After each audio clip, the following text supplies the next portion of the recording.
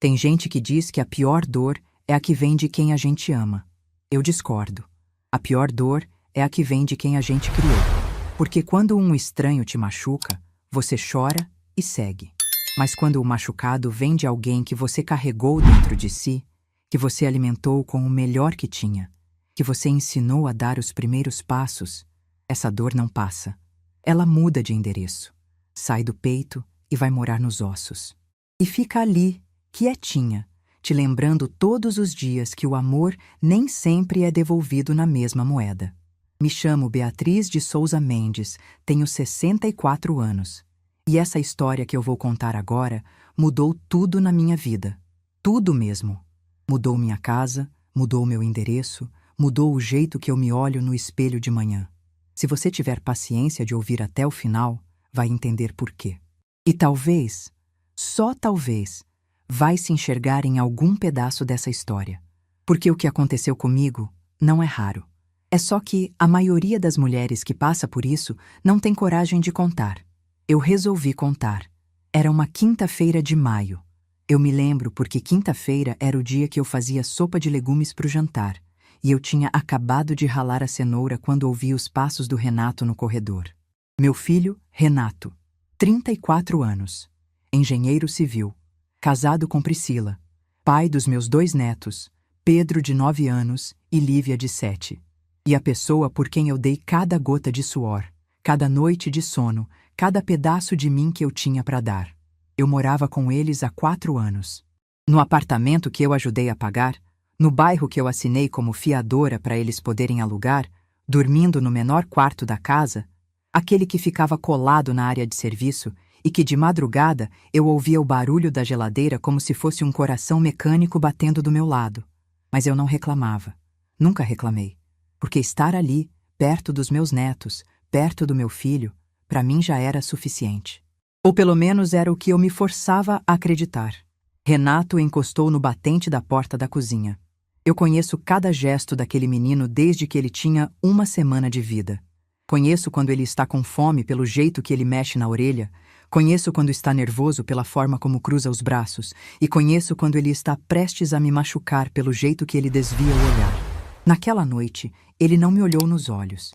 Ficou ali, encostado, com as mãos nos bolsos da calça jeans, olhando para o rodapé da cozinha, como se o rodapé tivesse alguma resposta que ele precisava. Mãe, a gente precisa conversar. Larguei o ralador. Sequei as mãos no pano de prato, devagar, como quem já está se preparando por dentro para receber um golpe. Encostei na pia e esperei. Ele me contou que ele e Priscila tinham decidido se mudar para a casa de Dona Ivone, a mãe de Priscila. Dona Ivone Machado, a mulher que desde o primeiro dia me olhou como se eu fosse uma mancha na toalha branca dela. Ele disse que a casa era maior, que ficava mais perto do trabalho da Priscila, que as crianças iam ter um quarto cada um, que Dona Ivone tinha oferecido acolher a família toda. A família toda, ele disse. Mas o que ele quis dizer, e que levou mais 30 segundos para sair, era: a família toda, menos você. E aí veio a frase que partiu minha vida ao meio. A frase que eu ouço até hoje quando fecho os olhos antes de dormir, como um eco que não perde a força. Lá é melhor, mãe. Desculpa.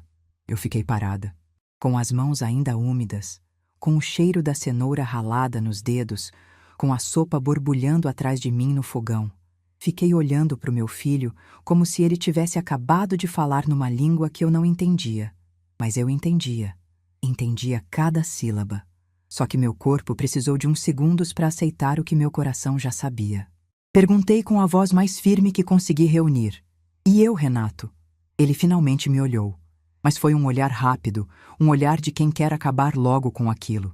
Disse que eu podia ficar no apartamento por mais 1 ou 2 meses, que ele continuaria pagando o aluguel até eu me organizar, que não era nada pessoal, que Dona Ivone não tinha quarto sobrando, que as coisas iam se resolver. Mentira. Eu já tinha ido à casa de Dona Ivone.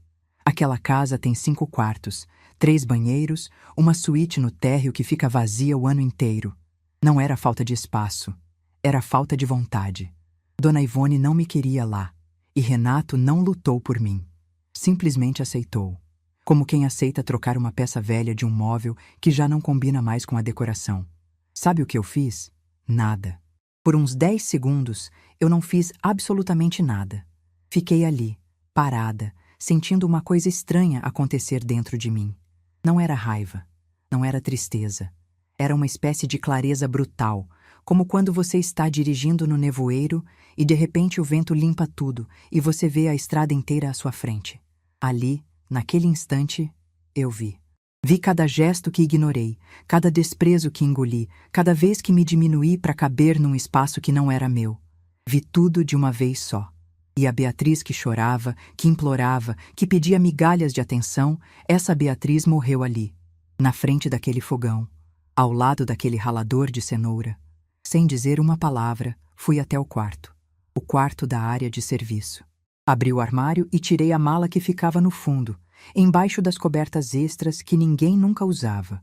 Uma mala preta, de rodinha, que eu tinha comprado anos atrás numa promoção. Nunca imaginei que um dia aquela mala seria o único objeto que me acompanharia para fora daquela casa. Comecei a guardar minhas coisas.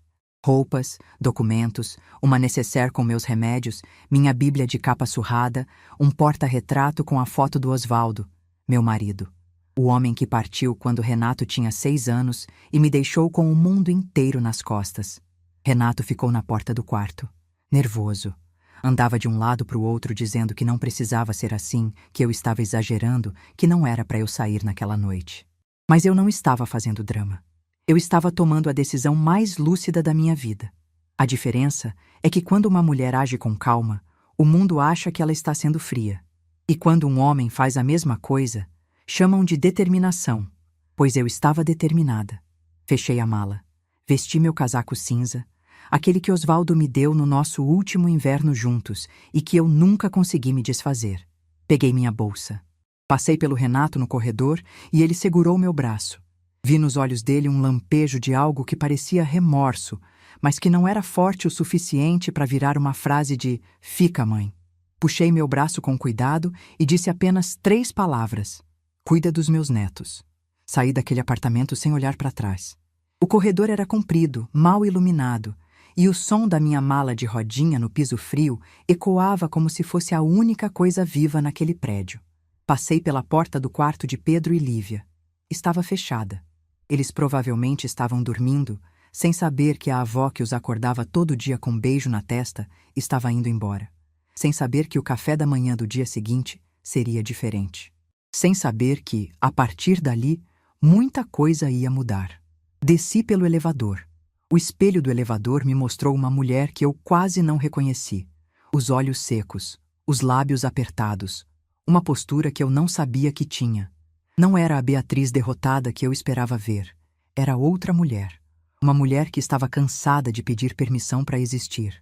Na portaria, o seu Ademar, o porteiro do prédio, me viu com a mala e fez uma cara de espanto. Deve ter achado que era viagem. Eu sorri para ele, desejei boa noite e saí pela porta da frente. A rua estava quieta. Era quase 9 da noite e fazia frio. Aquele frio de maio que entra pela gola do casaco e não sai. Caminhei até o ponto de ônibus da esquina e liguei para Zilda. Zilda é minha amiga de infância. A gente se conhece desde os 7 anos de idade, quando as mães da gente lavavam roupa no mesmo tanque da vila onde crescemos. Zilda é daquele tipo de amiga que não precisa de explicação. Atendeu no segundo toque, ouviu minha voz e disse apenas: "Onde você está? Vou te buscar." Ela chegou em menos de 15 minutos num carro velho que tossia a cada curva. Quando entrei, ela me olhou para a mala no banco de trás e ficou em silêncio por quase 1 minuto inteiro. Depois disse uma coisa que eu não esperava. Não disse "que absurdo", nem "como ele teve coragem". Disse: "Graças a Deus, Beatriz. Graças a Deus você finalmente saiu de lá." E naquele momento, dentro daquele carro que cheirava a pastilha de hortelã e banco de couro velho, eu chorei. Chorei tudo que segurei naquela cozinha, naquele corredor, naquele elevador. Chorei pelos 4 anos que passei sendo invisível dentro de uma casa que eu ajudei a pagar. Chorei pelo Dia das Mães, em que Dona Ivone deu flores para Priscila, e eu fiquei ali, sentada na ponta da mesa, fingindo que não doía. Chorei pelo meu quarto ao lado da área de serviço, pelo barulho da geladeira de madrugada, por cada prato que lavei sozinha enquanto eles assistiam televisão no quarto. Chorei por tudo. Zilda não disse nada. Apenas dirigiu. E quando parei de chorar, pedi para ela ir até um endereço que ela não conhecia. Um prédio antigo perto do centro, numa rua arborizada que ficava quieta à noite. Ela estranhou. Perguntou se eu tinha parentes ali. Eu disse que não. Disse que tinha um apartamento. Meu. Comprado com meu dinheiro. Que ninguém no mundo sabia que existia. Ela estacionou devagar, me olhou com os olhos arregalados e soltou uma risada de surpresa, que foi a primeira coisa boa que eu ouvi naquele dia. Beatriz de Souza Mendes, sua danada. Você tinha um plano esse tempo todo? Eu sorri pela primeira vez em horas. Respondi. Não era um plano, Zilda. Era uma promessa que fiz para mim mesma. A promessa de que, se o dia chegasse, eu não ia ficar sem chão. Subimos. O apartamento era pequeno, um quarto, sala, cozinha e banheiro. Cheirava a tinta nova e a espaço vazio. Mas quando acendi a luz e vi aquelas paredes brancas, limpas, sem julgamento, sem reclamação, sem o olhar de reprovação de ninguém, eu senti uma coisa que não sentia há anos. Não era felicidade. Ainda era cedo para a felicidade. Era algo mais simples e mais profundo que isso. Era alívio. O alívio de quem tira um sapato apertado depois de caminhar o dia inteiro. O alívio de quem finalmente para de fingir que está tudo bem.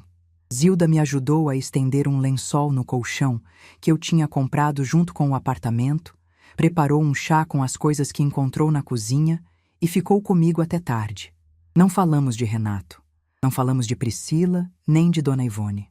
Falamos de quando éramos meninas, de quando brincávamos de casinha no quintal e sonhávamos com maridos bonitos e filhos carinhosos, de como a vida tinha rido dos nossos planos. Quando Zilda foi embora, eu fiquei sozinha naquele apartamento pela primeira vez. O silêncio era diferente. Não era o silêncio pesado de quem é ignorada. Era o silêncio leve de quem finalmente escolheu estar em paz.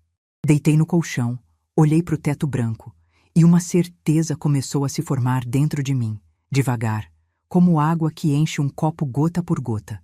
Eu não ia apenas sobreviver àquela situação.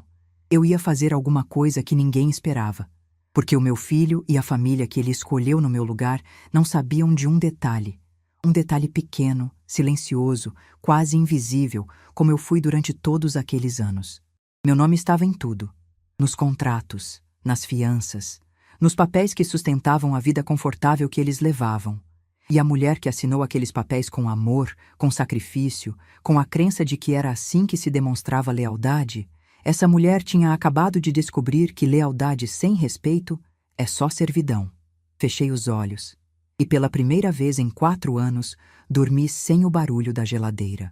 Para vocês entenderem o tamanho do que aconteceu naquela quinta-feira, eu preciso voltar no tempo. Preciso contar de onde eu vim e tudo que carreguei em silêncio durante quase 30 anos. Porque ninguém acorda um dia e decide sair de casa com uma mala. Isso é o resultado de anos de coisas que a gente engole achando que é amor, até que a garganta não aguenta mais. Eu me casei com Oswaldo Mendes quando tinha 22 anos. Ele era eletricista, trabalhador, daqueles homens que saíam de madrugada e voltavam com o corpo cansado, mas sempre com um sorriso quando me via. A gente se conheceu numa quermesse de igreja, no bairro Vila Esperança, em Campinas. Ele me tirou para dançar uma valsa desajeitada e eu soube naquela noite que ia casar com aquele homem. 8 meses depois, numa cerimônia simples, com bolo feito pela minha sogra e vestido emprestado da minha prima Dalva. A gente não tinha muito, mas tinha tudo. Alugamos uma casinha de 2 quartos, eu comecei a dar aula numa escola municipal do bairro e Oswaldo ia crescendo no serviço. Quando Renato nasceu, eu achei que minha vida estava completa. Lembro do dia em que trouxemos ele para casa, enrolado naquela manta amarela que eu mesma tricotei. Oswaldo colocou ele no berço e ficou olhando para o nosso filho dormindo com uma expressão que eu nunca vou esquecer. Era a cara de um homem que tinha encontrado o sentido de tudo. Renato cresceu sendo um menino doce, grudado em mim. Na escola era bom aluno. Em casa era carinhoso. Toda noite, antes de dormir, ele pedia para eu contar uma história. E mesmo quando eu estava exausta, eu sentava na beira da cama dele e inventava histórias de reinos distantes onde os filhos nunca esqueciam o amor das mães.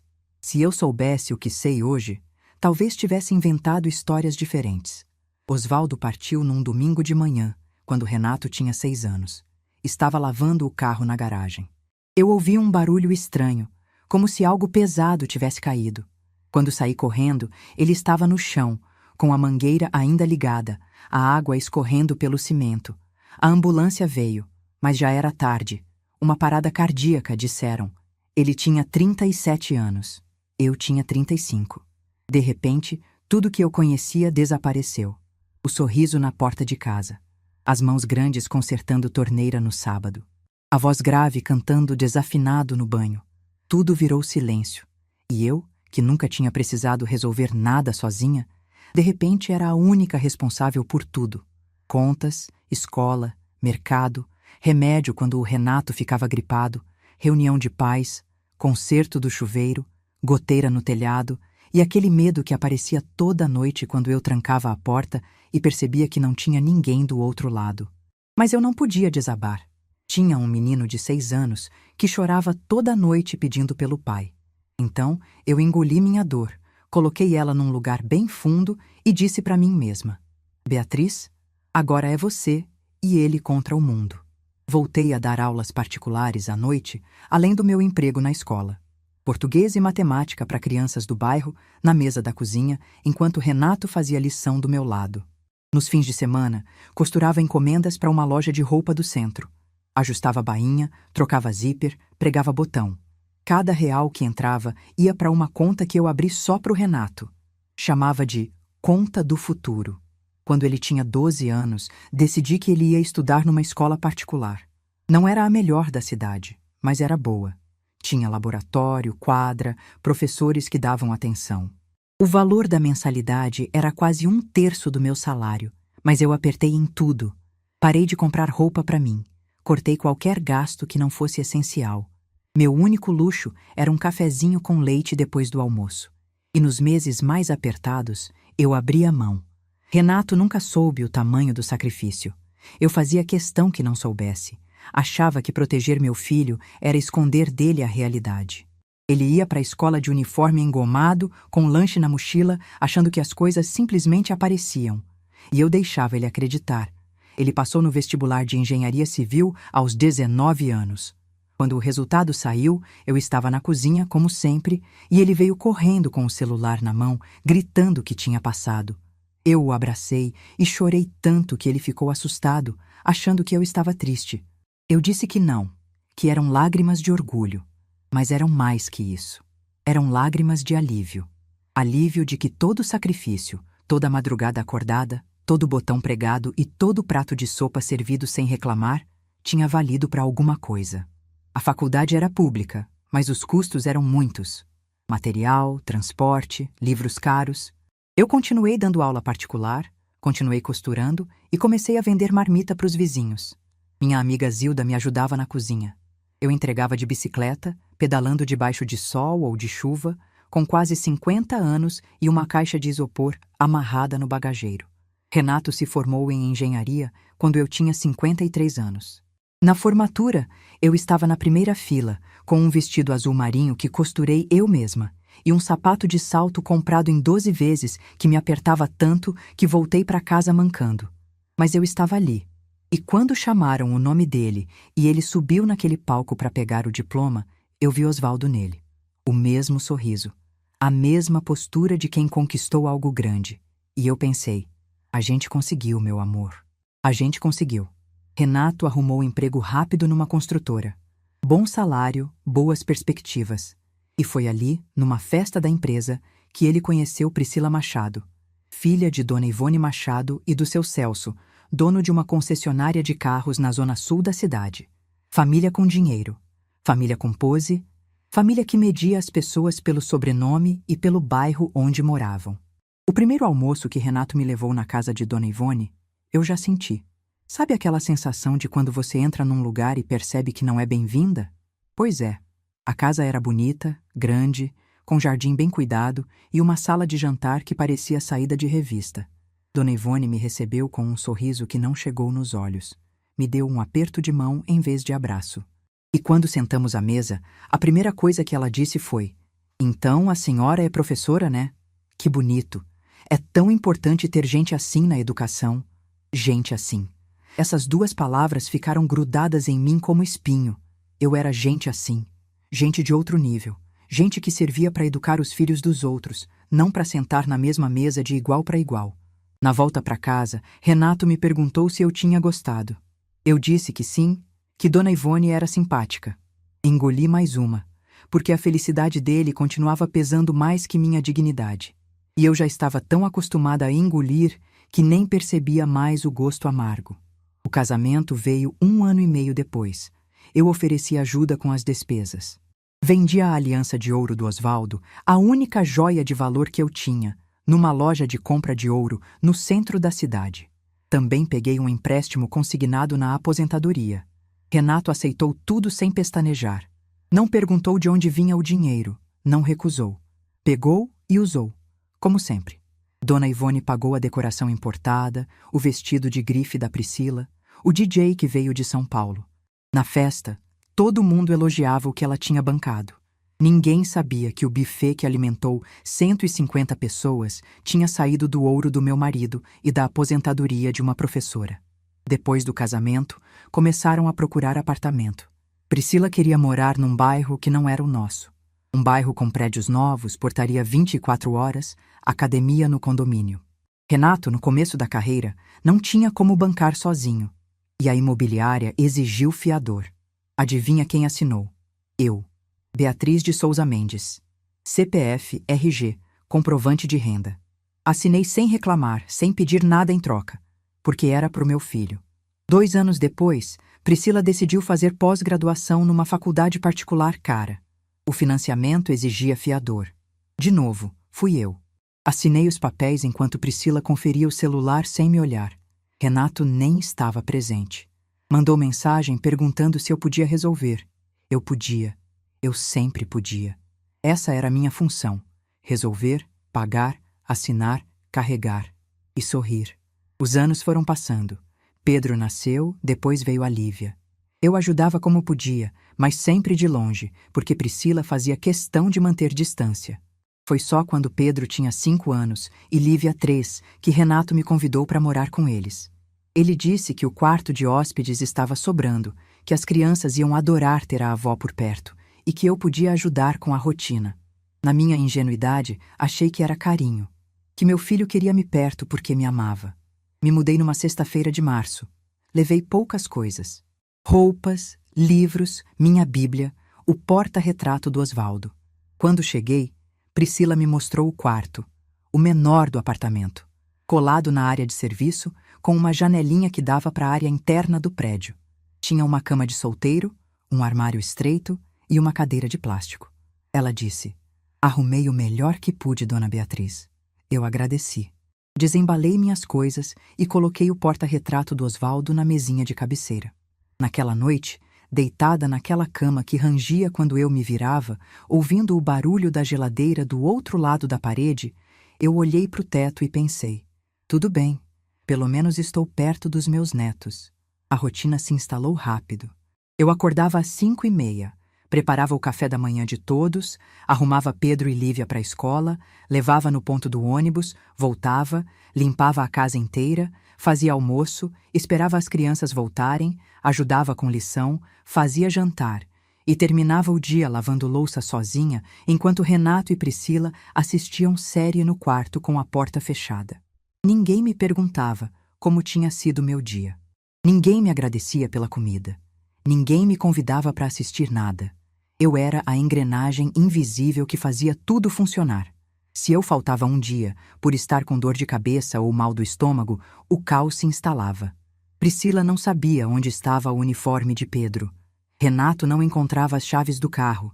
As crianças reclamavam que o café da manhã era diferente. Mas ninguém associava aquilo a mim. Ninguém dizia: "A Beatriz faz muita falta." Diziam: "Que dia mais bagunçado."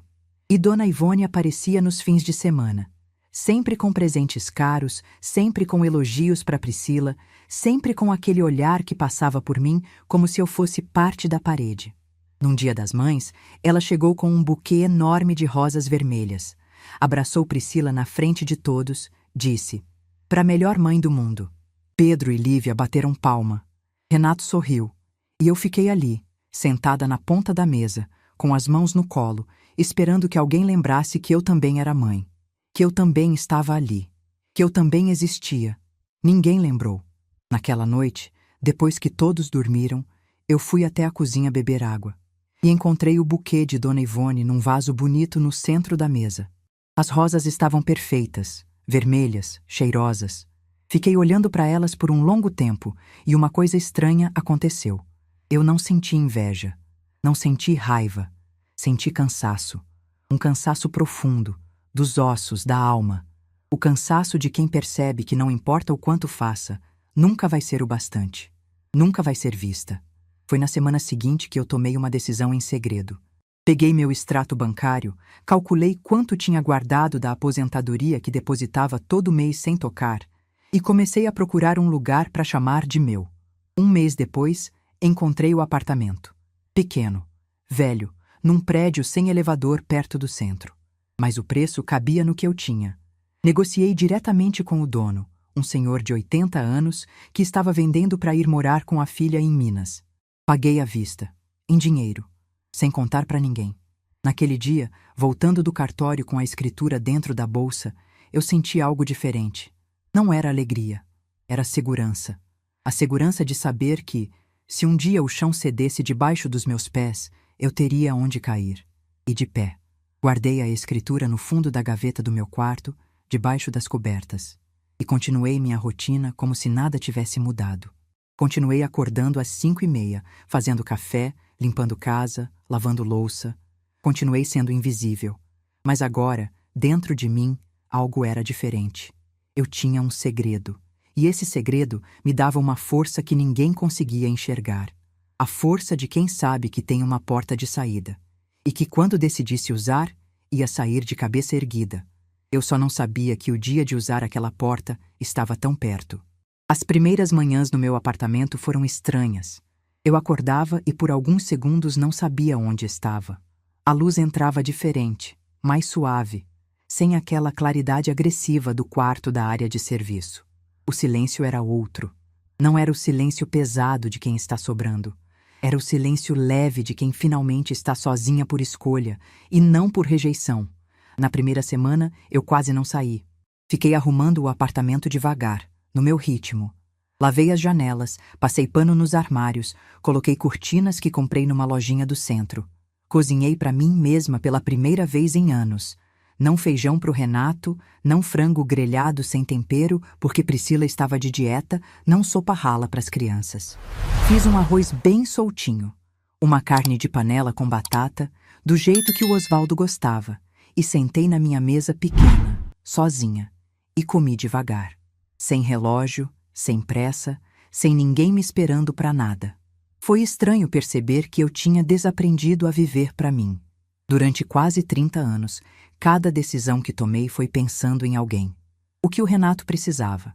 O que a Priscila ia achar. Se as crianças estavam bem. E agora, de repente, a única pessoa com quem eu precisava me preocupar era eu mesma. E isso me assustava mais do que eu esperava. Zilda aparecia quase todo dia. Trazia pão de queijo, bolo de cenoura, sempre com aquele jeitão dela de quem não faz cerimônia. Sentava no meu sofá, tirava o sapato e ficava ali comigo, conversando sobre coisas simples. Me contava sobre a novela, sobre a neta que tinha passado num concurso, sobre o gato do vizinho que fugia toda semana. Ela não me tratava com pena. Me tratava com normalidade. E naquele momento, normalidade era exatamente o que eu precisava. Foi a Zilda que me fez perceber uma coisa que eu não tinha notado. Numa dessas tardes, ela me olhou por cima da xícara de café e disse: "Beatriz, você já reparou que desde que saiu de lá, você não teve uma crise de dor de cabeça?" Eu parei, pensei, e era verdade. Nos últimos 2 anos morando com o Renato e a Priscila, eu tinha dor de cabeça quase todo dia. Tomava remédio como quem toma água. Cheguei a ir num médico que disse que podia ser tensão, estresse acumulado. Mandou eu descansar mais.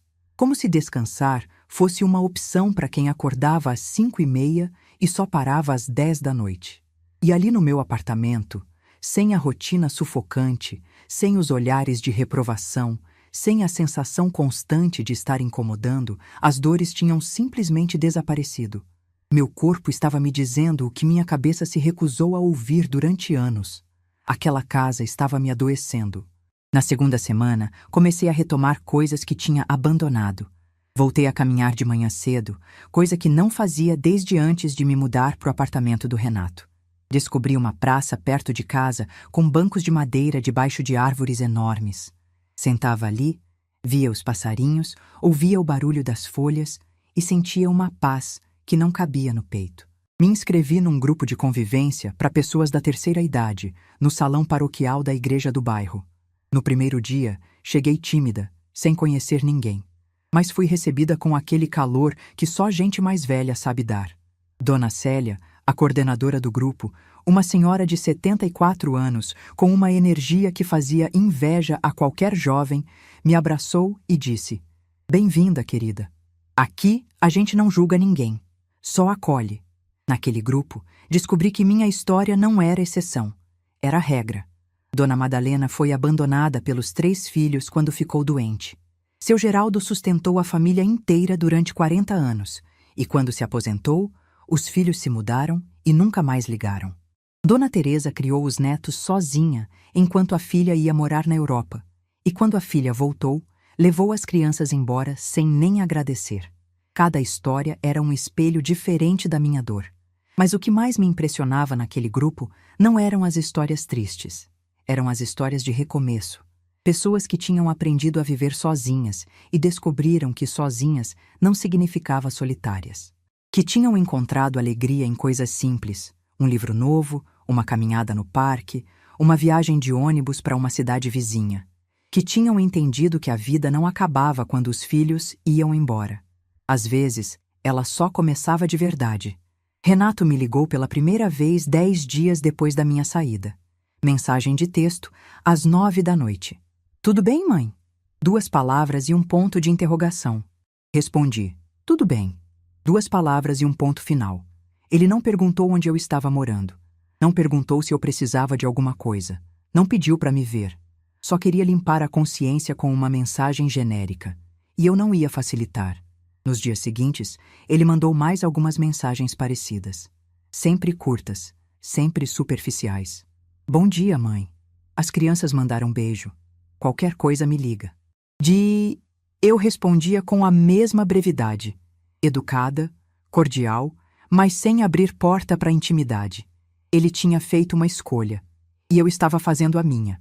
Priscila apareceu 1 mês depois. Não no meu apartamento, porque ela não sabia onde eu morava. Mandou uma mensagem perguntando se eu podia ficar com Pedro e Lívia num sábado, porque ela e Renato tinham um evento de empresa. Li a mensagem 2 vezes. Não porque não tivesse entendido, mas porque não acreditava na audácia. A mulher que ajudou a me descartar agora precisava dos meus serviços. Respondi: "Não vou poder, Priscila." A resposta dela demorou quase 1 hora. Quando veio, foi seca. "Tá bom." Sem ponto de exclamação, sem emoji, sem obrigada mesmo assim. Só, "tá bom." Como se eu tivesse negado um favor pequeno, como emprestar uma xícara de açúcar. Ela não fazia ideia de que aquele não era o primeiro de muitos. E que cada não que eu dizia era um pedaço de mim que eu estava recuperando. Foi nessa época que Zilda me contou algo que mexeu comigo. Ela tinha uma amiga, Dona Carmen, que morava no mesmo bairro de Dona Ivone. E Dona Carmen ouviu Dona Ivone falando sobre mim numa roda de amigas, num almoço de senhoras depois da missa. Segundo Dona Carmen, Dona Ivone disse com aquela voz de quem dá lição de moral o seguinte: "Agora sim, as crianças têm uma estrutura familiar de verdade. A mãe do Renato é uma boa mulher, coitada, mas não tinha condições de oferecer o que essa família precisa." Coitada. Condições. Estrutura de verdade. Cada palavra era uma pedra jogada na minha dignidade por uma mulher que nunca levantou às 5 da manhã para preparar café para ninguém, que nunca vendeu uma aliança para pagar casamento de filho, que nunca pedalou debaixo de chuva para entregar marmita. Dona Ivone, com sua casa grande e sua boca maior ainda, estava dizendo para o mundo que eu não tinha condições. que ela era a estrutura, que ela era o que aquela família precisava. Quando Zilda me contou isso, eu não chorei, não gritei. Senti uma coisa diferente. Senti clareza, uma clareza fria, limpa, como água de nascente. E foi nessa clareza que nasceu a pergunta que mudou tudo. Zilda me olhou por cima da mesa, mexendo o açúcar no café, e disse, quase como quem pensa em voz alta: Beatriz, me diz uma coisa. Você ainda é fiadora do apartamento do Renato? Eu parei com a xícara no ar, coloquei devagar na mesa, e pela primeira vez em semanas senti meu coração acelerar. Sim, eu era fiadora do contrato de aluguel do apartamento que Renato e Priscila ainda mantinham. Mesmo morando na casa de Dona Ivone, eles não tinham desfeito o contrato do apartamento. Priscila usava como escritório para trabalhar de casa alguns dias por semana, e eles guardavam móveis e coisas lá. O aluguel continuava sendo pago, e meu nome continuava preso naquele contrato como uma âncora no fundo do mar. E não era só isso. Eu também era fiadora do financiamento estudantil da Priscila. A pós-graduação que ela estava fazendo, aquela que custava uma fortuna e que eu assinei sem Renato sequer estar presente. Meu nome, meu CPF, minha aposentadoria. Tudo amarrado à vida confortável de pessoas que me descartaram como se eu fosse um móvel fora de moda. Fiquei em silêncio por um tempo longo. Zilda me conhece bem demais. Não disse mais nada. Só ficou ali, bebendo o café, esperando. Ela sabia que aquela pergunta tinha atingido alguma coisa dentro de mim. Algo que estava adormecido, esperando o momento certo para acordar. Naquela noite, não consegui dormir. Fiquei deitada olhando para o teto, pensando nos contratos que assinei sem ler, nas garantias que dei sem receber nenhuma em troca, no meu nome pendurado em papéis que sustentavam a vida de pessoas que não se deram ao trabalho de me agradecer. Eu era invisível dentro da família, mas era absolutamente essencial nos documentos. Ninguém me queria na sala de jantar, mas todo mundo precisava de mim no cartório. Na manhã seguinte, liguei para Zilda e pedi uma indicação de advogado. Ela me passou o contato do doutor Marcos, um advogado de meia-idade que tinha escritório perto da rodoviária. Liguei, marquei horário para o dia seguinte e fui. O escritório era simples, uma sala pequena com estante cheia de livros grossos, uma mesa de madeira escura e 2 cadeiras. Dr. Marcos me recebeu com aperto de mão firme e me pediu para contar tudo desde o início. Contei, sem pressa, sem enfeitar, sem esconder nada. Ele ouviu em silêncio, fazendo anotações num bloco amarelo. Quando terminei, ele tirou os óculos, esfregou os olhos e disse uma coisa que vou lembrar para o resto da vida. Dona Beatriz, a senhora é fiadora de pessoas que não são fiadoras da senhora. Isso, juridicamente, a senhora tem todo o direito de mudar. Explicou que eu podia solicitar formalmente a substituição da fiança nos 2 contratos. No caso do aluguel, o contrato previa a possibilidade de substituição do fiador mediante notificação prévia. No caso do financiamento estudantil, o processo era um pouco diferente, mas também possível. Em ambos os casos, eu não estava fazendo nada errado. Estava exercendo um direito que era meu desde o início. Ele me perguntou se eu tinha certeza, se eu estava preparada para as consequências. Se eu entendia que aquilo ia gerar uma situação difícil para o meu filho.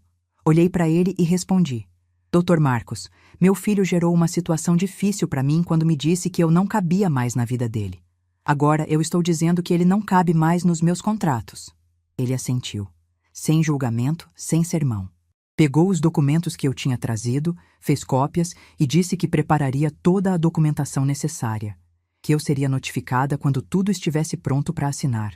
Saí do escritório e caminhei até a Praça dos Bancos de Madeira. Sentei ali, debaixo daquela árvore enorme, e fiquei olhando para o céu.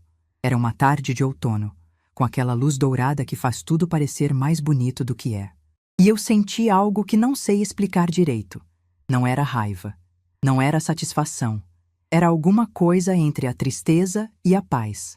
A tristeza de saber que meu filho me obrigou a chegar naquele ponto, e a paz de saber que eu finalmente estava cuidando de mim. Voltei para casa e fiz café. Sentei na varanda, olhei para a cidade que começava a acender as luzes da noite e pensei em Dona Ivone, na frase que ela disse sobre mim. Coitada, não tinha condições. Sorri. Pela primeira vez em muito tempo, sorri de verdade, porque Dona Ivone não sabia, ninguém sabia, que a mulher sem condições, a coitada, a professora aposentada que não era boa o suficiente para morar na casa grande, essa mulher era a única coisa que segurava de pé o castelo de cartas da vida deles. E essa mulher tinha acabado de decidir soltar tudo. O que eles fariam quando as cartas caíssem não era mais problema meu. Dr. Marcos me ligou numa terça-feira de manhã, 3 semanas depois da nossa reunião. Eu estava na praça, sentada no meu banco de sempre, com um livro no colo e um café numa garrafa térmica. Atendi no segundo toque. Ele disse que toda a documentação estava pronta, que as notificações formais de substituição de fiança seriam protocoladas naquela mesma semana. A do contrato de aluguel do apartamento iria direto para a administradora do imóvel. A do financiamento estudantil da Priscila iria para a instituição financeira vinculada à faculdade. Nos 2 casos, Renato e Priscila seriam notificados oficialmente. Teriam um prazo de 45 dias para apresentar um novo fiador ou garantia equivalente. Ele me perguntou, pela última vez, se eu tinha certeza. Fechei o livro. Olhei para as árvores da praça, para o céu limpo daquela manhã de junho e disse: "Pode protocolar, Dr. Marcos." E desligamos. Fiquei ali sentada por mais 1 hora, não pensando em consequências, não ensaiando respostas, apenas sentindo. Sentindo o peso de décadas de sacrifício silencioso se transformar numa leveza que eu não conhecia. Eu não estava destruindo nada. Estava simplesmente parando de segurar o que nunca me pertenceu. As semanas seguintes foram estranhamente normais. Eu continuei minha rotina no apartamento, frequentando o grupo de convivência, caminhando na praça, dando aulas particulares para 2 crianças do bairro que precisavam de reforço em português. A vida seguia, simples e minha. Eu sabia que em algum momento o telefone ia tocar. Sabia que em algum momento a notificação chegaria e que o mundo que eu tinha sustentado em silêncio iria tremer. Mas eu não ficava esperando. Não olhava para o celular a cada 5 minutos, não mordia as unhas de ansiedade. Tinha uma serenidade dentro de mim que vinha de um lugar profundo, daquele lugar onde a gente guarda as decisões que sabe que são certas, mesmo quando doem. O telefone tocou numa quinta-feira à noite. Eu estava na cozinha preparando uma sopa de abóbora quando vi o nome do Renato piscando na tela. Ele não me ligava havia semanas. Só mandava mensagens curtas, sem conteúdo. Se estava ligando, era porque alguma coisa tinha acontecido. Respirei fundo. Atendi. A voz dele estava diferente. Não era a voz calma do homem que me disse: "Lá é melhor, mãe", com naturalidade na cozinha. Era uma voz trêmula, acelerada, de alguém que tinha acabado de levar um susto. Ele disse: "Mãe, eu recebi uma notificação, do banco, da administradora do apartamento. Estão dizendo que a fiadora pediu para tirar o nome, que eu tenho 45 dias para resolver." Fez uma pausa. Respirou. Continuou. "A Priscila também recebeu uma notificação da faculdade. A fiança do financiamento foi retirada. Mãe, o que está acontecendo?" Eu desliguei o fogo da sopa. Puxei uma cadeira. Sentei. E respondi com a voz mais calma que já usei na vida. "O que está acontecendo, Renato, é que a fiadora decidiu cuidar da própria vida." Silêncio do outro lado. Um silêncio longo, pesado, daqueles que a gente quase consegue ouvir o pensamento da outra pessoa girando. Ele ainda não tinha entendido. Ou não queria entender. Ele perguntou: "Mãe, você sabe quem é o fiador? Eu nunca li o contrato direito." A Priscila que resolveu tudo na época. E ali eu entendi uma coisa que me partiu o coração e me deu forças ao mesmo tempo. Meu filho nunca tinha lido os contratos. Nunca. Em nenhum momento da vida dele, ele parou para olhar quem estava garantindo o teto sobre a cabeça dele. Quem estava segurando a corda para que ele não caísse. Ele simplesmente vivia, confortável, sem se perguntar como aquilo tudo funcionava. Porque sempre teve alguém fazendo isso por ele. E esse alguém era eu. Respirei fundo e disse: "Renato, a fiadora sou eu. Sempre fui eu. Do apartamento e da faculdade da Priscila. Meu nome, meu CPF, minha aposentadoria. Tudo amarrado. Faz anos." O silêncio que veio depois dessa frase foi o silêncio mais alto que eu já ouvi. Durou 3, 4, 5 segundos. Uma eternidade pelo telefone. Quando ele finalmente falou, a voz saiu baixa, quase um sussurro. Mãe, era você? Esse tempo todo era você? E eu respondi, sem ironia, sem raiva, sem levantar a voz. Sempre fui eu, Renato. Sempre fui eu. Você só nunca se deu ao trabalho de olhar. Ele tentou falar alguma coisa, mas as palavras saíam atropeladas. Perguntou por que eu não tinha avisado, por que eu não tinha conversado antes, por que eu tinha feito aquilo sem falar com ele. E eu ouvi cada pergunta com paciência, deixei ele terminar e respondi. Eu não avisei porque você também não me avisou quando decidiu que eu não cabia mais na sua vida. Você tomou a decisão de me deixar sem consultar meu coração. Eu tomei a decisão de me proteger sem consultar o seu. Ele ficou em silêncio de novo. Depois disse que ia resolver, que ia encontrar outro fiador, que não era o fim do mundo.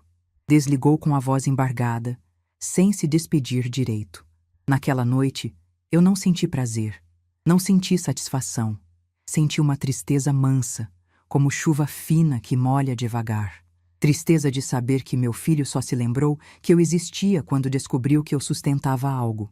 Que durante meses ele não me visitou, não perguntou onde eu morava, não trouxe as crianças para me ver. Mas bastou uma notificação do banco para ele me ligar em desespero. Eu era invisível na vida dele, mas era indispensável nos papéis dele. E essa contradição, essa dor, essa ironia cruel, era tudo que eu precisava para saber que tinha tomado a decisão certa. Nas semanas seguintes, fiquei sabendo por Zilda o que estava acontecendo do outro lado. E o que aconteceu foi exatamente o que eu imaginava. Renato entrou em pânico. Começou a ligar para amigos pedindo para alguém assinar como fiador. Ninguém quis. Ser fiador é assumir uma dívida que não é sua. É colocar seu nome, sua casa, sua estabilidade em risco por outra pessoa. As pessoas que se dispõem a fazer isso são raras. Eu fui uma delas durante anos. E o que recebi em troca foi uma mala de rodinha e uma porta que se fechou atrás de mim. Renato ligou para tios, para primos. Ligou até para o irmão da Priscila, que morava em Belo Horizonte. Ninguém assinou. Todo mundo tinha desculpa, todo mundo entendia a situação, mas ninguém colocou o nome no papel. Solidariedade de palavras é fácil. Solidariedade de assinatura, ninguém quer dar. E então veio o momento que eu esperava. Não com ansiedade, não com satisfação. Com uma curiosidade triste, como quem assiste uma previsão se confirmar. Renato pediu para Dona Ivone assinar. Dona Ivone, a mulher que abriu as portas da casa dela, dizendo que lá era melhor. A mulher que disse para as amigas que eu era coitada e não tinha condições de oferecer o que a família precisava. A mulher que comprava presentes caros para os netos, que ostentava o patrimônio, que se posicionava como o pilar daquela família. Renato foi até ela, explicou a situação, mostrou os documentos e pediu que assinasse como fiadora. Zilda me contou o que aconteceu. Dona Carmen, a amiga dela que morava perto de Dona Ivone, ouviu a conversa porque estava visitando a vizinha do lado e as janelas estavam abertas. Dona Ivone ouviu tudo o que Renato tinha a dizer. Olhou para os documentos, olhou para o genro e respondeu com uma frase que eu vou guardar para sempre, não por maldade, mas porque ela revelou tudo o que eu já sabia. Meu filho, eu não posso colocar meus bens em risco. Cada um tem que cuidar do que é seu. Você entende, né? Cada um tem que cuidar do que é seu. A mesma mulher que me chamou de coitada. A mesma mulher que disse que eu não tinha condições. A mesma mulher que tomou o meu lugar na vida do meu filho. Não assinou uma linha sequer. Não arriscou um centavo do patrimônio dela. Não abriu a mão para nada que não fosse aplausos e opiniões. Sabe qual é a diferença entre mim e Dona Ivone? Eu assinei. Eu coloquei tudo que tinha em risco. Eu hipotequei minha segurança para garantir o futuro do meu filho. E quando ele não precisou mais de mim, me mandou embora com uma frase de 5 palavras. Dona Ivone não assinou nada. Não arriscou nada. Não deu nada além de espaço físico numa casa grande demais. Mas era ela que estava lá, sentada na cabeceira da mesa, recebendo os elogios. Quando Zilda terminou de me contar, eu fiquei em silêncio por muito tempo. Ela me perguntou se eu estava bem. Eu disse que sim, porque aquela informação não me deu alegria. Me deu confirmação. A confirmação de que eu não estava errada. de que minha decisão não foi vingança, não foi crueldade. Foi a consequência natural de se desprezar quem te sustenta em silêncio. O prazo de 45 dias foi passando. Renato não conseguiu outro fiador. A administradora do apartamento mandou a segunda notificação, informando que, sem substituição da fiança, o contrato seria renegociado com condições desfavoráveis. A faculdade de Priscila enviou um comunicado dizendo que, sem fiança regularizada, a matrícula do próximo semestre seria suspensa. Priscila, que nunca me ligava para nada além de pedir favores, dessa vez me ligou. A voz dela não tinha o tom seco de sempre. Tinha algo que eu nunca tinha ouvido vindo dela. Medo. Disse que precisava conversar comigo, que era urgente, que eu não podia fazer aquilo com eles. Eu ouvi e respondi com educação como sempre. Priscila, eu não estou fazendo nada com vocês. Estou fazendo algo por mim. Pela primeira vez na vida, estou cuidando de mim. Se isso causa um problema para vocês, é porque vocês construíram a vida de vocês em cima do meu sacrifício. E sacrifício sem respeito tem prazo de validade. Ela ficou muda. Desligou sem responder. Renato apareceu no meu apartamento 2 dias depois. Dessa vez ele sabia o endereço, porque eu mesma mandei por mensagem quando ele pediu para conversar pessoalmente. Quando abri a porta, levei um susto com a aparência dele. Estava mais magro, com olheiras profundas, o cabelo despenteado. Não parecia o engenheiro seguro que eu conhecia. Parecia o menino de 6 anos que acordava chorando de madrugada, pedindo pelo pai. Entrou. Olhou ao redor do apartamento. Vi nos olhos dele a surpresa. Ele esperava me encontrar num quartinho emprestado, numa situação precária. E encontrou um apartamento arrumado, limpo, com cortinas nas janelas, plantas na varanda e cheiro de café fresco. Ele sentou no sofá. Eu servi café. E ele chorou. Não chorou de raiva, não chorou de desespero financeiro. Chorou de vergonha. Disse, entre soluços, que só agora entendia o que eu tinha feito por ele a vida inteira. Que ele nunca parou para pensar em quem estava por trás de tudo. Que quando a Priscila resolvia os contratos, ele simplesmente assinava sem ler, sem perguntar, sem se importar. Que ele achava que as coisas simplesmente funcionavam. Que ele nunca imaginou que a fiadora, a pessoa que colocou tudo em risco por ele, era a mesma pessoa que ele mandou embora com uma mala num corredor frio. Eu escutei tudo, cada palavra. Sem interromper, sem consolar, sem passar a mão na cabeça. Quando ele terminou, eu disse: Renato, eu te amo. Nunca deixei de amar, mas amor não é sinônimo de servidão. Eu passei a vida inteira achando que amar era carregar, sustentar, aguentar. Descobri que amar também é saber a hora de soltar. E essa hora chegou. Ele me olhou com os olhos vermelhos e perguntou se eu ia voltar atrás, se eu ia reassinar os contratos. Se as coisas podiam voltar a ser como eram. Eu olhei para ele com toda a ternura e toda a firmeza que cabia dentro de mim e disse: Não, filho, não vai voltar a ser como era. Porque como era não estava bom para mim. Estava bom para todo mundo, menos para mim. E eu finalmente entendi que eu também conto. Ele saiu do meu apartamento naquela noite em silêncio. Não bateu porta, não gritou, não ameaçou. Saiu como quem finalmente entendeu que certas pontes, quando a gente queima, não pegam fogo por raiva. Pegam fogo porque não tinham mais para onde levar. Fiquei na varanda olhando ele entrar no carro. Vi que ele ficou parado ali dentro por uns minutos antes de ligar o motor. Talvez chorando, talvez pensando. Talvez pela primeira vez na vida, lendo o contrato que tinha com a própria mãe e percebendo que tinha descumprido todas as cláusulas. Quando o carro dele sumiu na esquina, eu olhei para o céu escuro e senti algo que não tem nome. Não era vitória, não era alívio.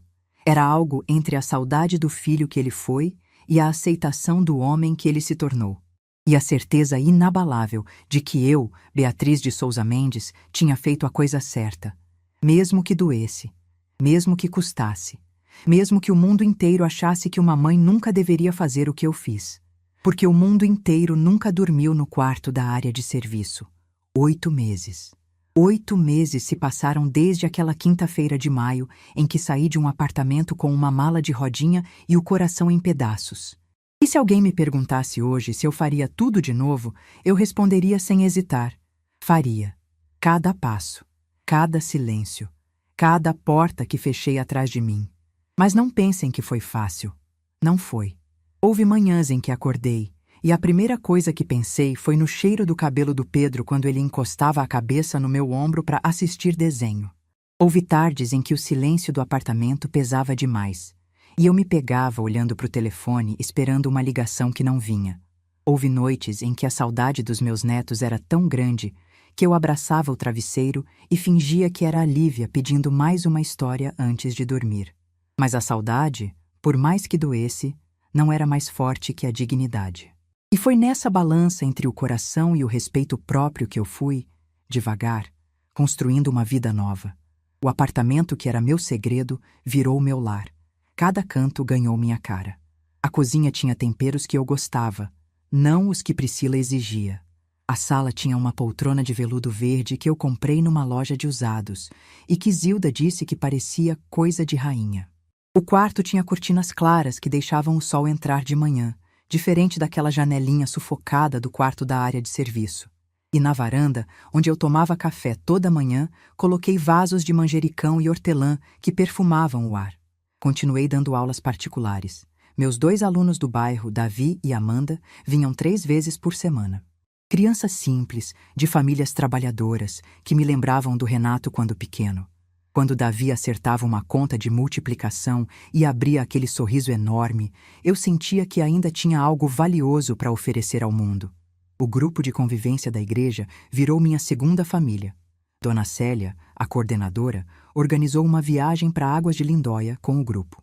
3 dias num hotel simples com piscina térmica. Eu, que não viajava para lugar nenhum fazia mais de 10 anos, arrumei uma mala pequena. Não aquela mala preta de rodinha, essa ficou guardada no fundo do armário como um lembrete. E embarquei num ônibus fretado com mais 25 pessoas da minha idade. Naquela viagem, ri como não ria há anos. Joguei baralho até meia-noite com seu Geraldo e Dona Madalena. Nadei na piscina térmica debaixo de um céu estrelado. Dancei forró com um senhor chamado Joaquim, que tinha 2 pés esquerdos, mas uma alegria contagiante. E numa tarde, sentada na beira da piscina com os pés na água, liguei para minha irmã Aparecida, em Sorocaba, e contei tudo, tudo mesmo. Desde o bilhete do Renato até a retirada da fiança. Aparecida ficou em silêncio por quase 1 minuto. Depois disse, com a voz embargada: "Beatriz, por que você não me ligou antes? Por que carregou isso sozinha?" E eu respondi a verdade. Porque eu passei a vida inteira achando que carregar sozinha era ser forte. Agora sei que pedir ajuda também é.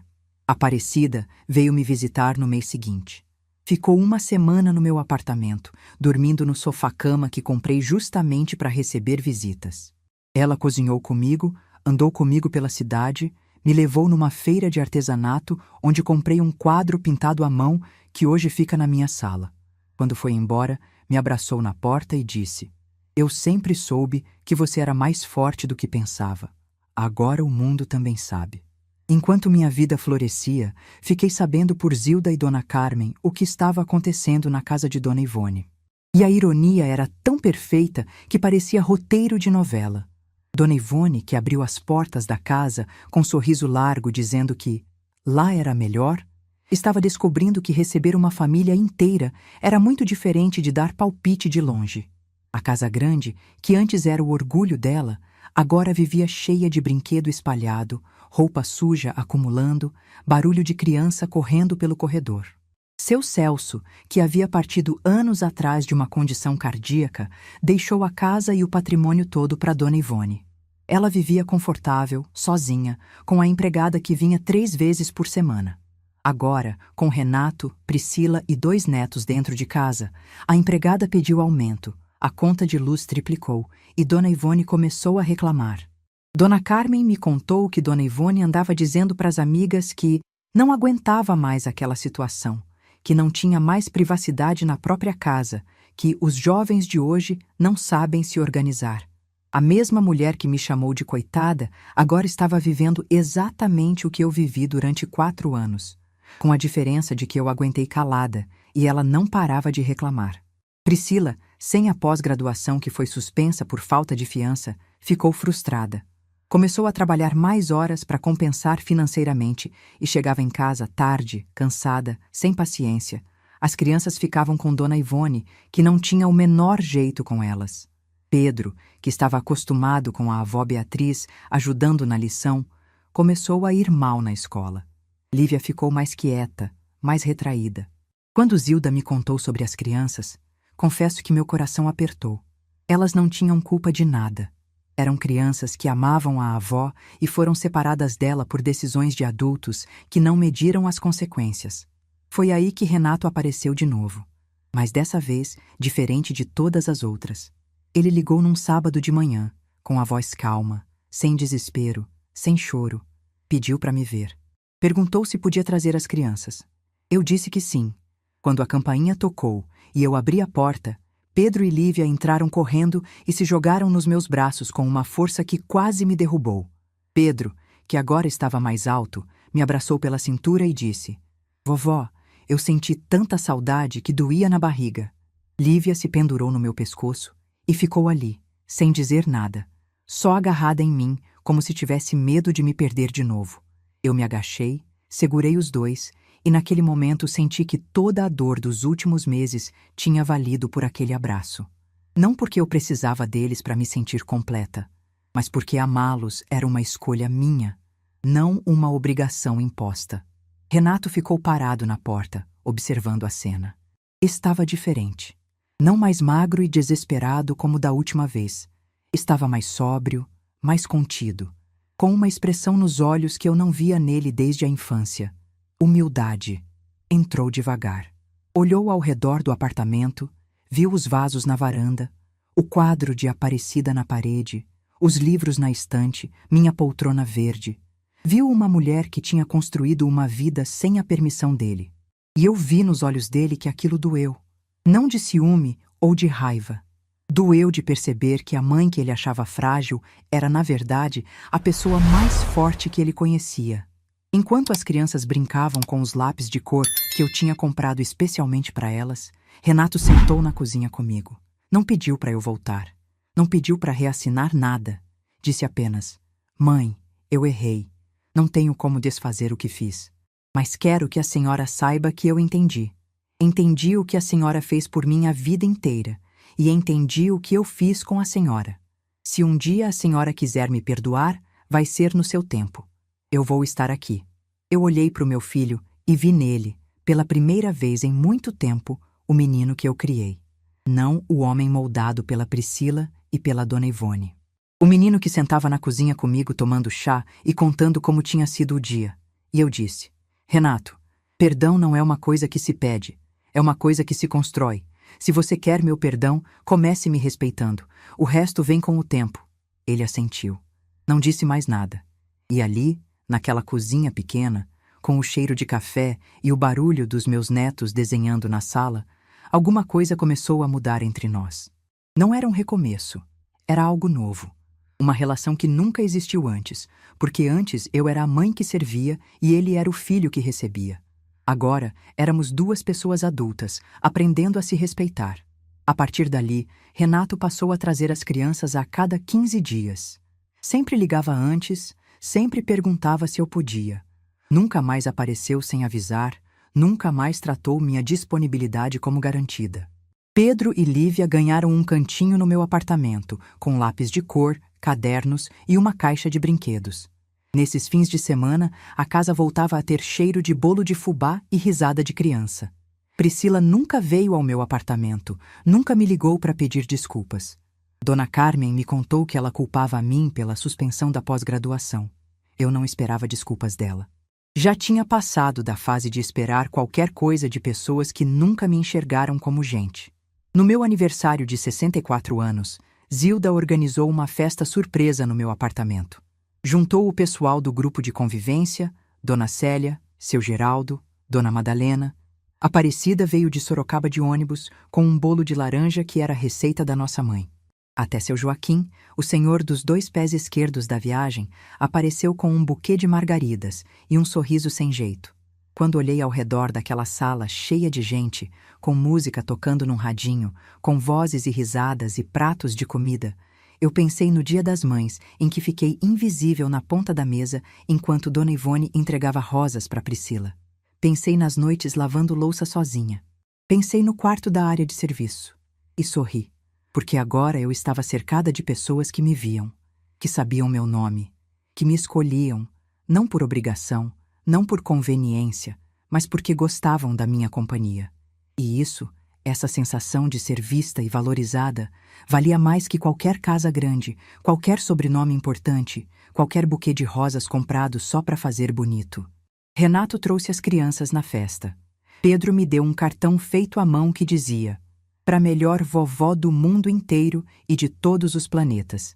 Lívia me deu um desenho de nós duas de mãos dadas, com um sol enorme em cima e a palavra amor, escrita em letras tortas. Guardei os dois dentro da minha Bíblia, junto com a foto do Osvaldo. Hoje, enquanto conto essa história, estou sentada na minha poltrona verde, com o cheiro do manjericão entrando pela janela da varanda e o sol da tarde esquentando meus pés. A cidade está quieta lá embaixo, e eu estou em paz. Não porque tudo se resolveu perfeitamente. A vida não funciona assim. Priscila continua distante. Dona Ivone continua sendo Dona Ivone. A pós-graduação continua suspensa. A casa grande continua cheia demais, mas eu não carrego mais nada disso. Não é mais meu peso. Não é mais minha responsabilidade. Eu aprendi, aos 63 anos, uma coisa que deveria ter aprendido aos 30. Que bondade sem limite vira servidão. Que amor sem respeito vira exploração. Que silêncio por medo vira prisão. E que a coisa mais corajosa que uma mulher pode fazer não é aguentar tudo calada. É levantar, pegar sua mala e ir embora de cabeça erguida. Meu nome é Beatriz de Souza Mendes. Tenho 63 anos. Fui professora, costureira, vendedora de marmita, babá, cozinheira, fiadora e engrenagem invisível de uma família que nunca me enxergou. Carreguei o mundo nas costas durante quase 30 anos. E no dia em que larguei esse mundo, ele desmoronou. Não por maldade minha, mas porque ninguém sabia que era eu que segurava tudo. Então, se você está ouvindo essa história e se enxerga em algum pedaço dela, se você também é a mulher invisível da sua família, a que faz tudo e não recebe nada, a que engole e sorri, a que assina e carrega, eu quero te dizer uma coisa simples, que mudou minha vida e pode mudar a sua. Você também conta. Seu cansaço conta. Sua dor conta. Seu silêncio conta. E o dia em que você decidir que não aguenta mais, não vai ser o fim do mundo. Vai ser o começo do seu. Porque às vezes, a maior revolução de uma mulher não é gritar. É simplesmente parar de carregar o mundo nas costas e deixar que ele sinta o peso. E acredite, ele sente. Se essa história tocou seu coração, deixe seu like, se inscreva no canal e comente aqui embaixo. No meu lugar, o que você faria? Sua mensagem pode iluminar o dia de alguém.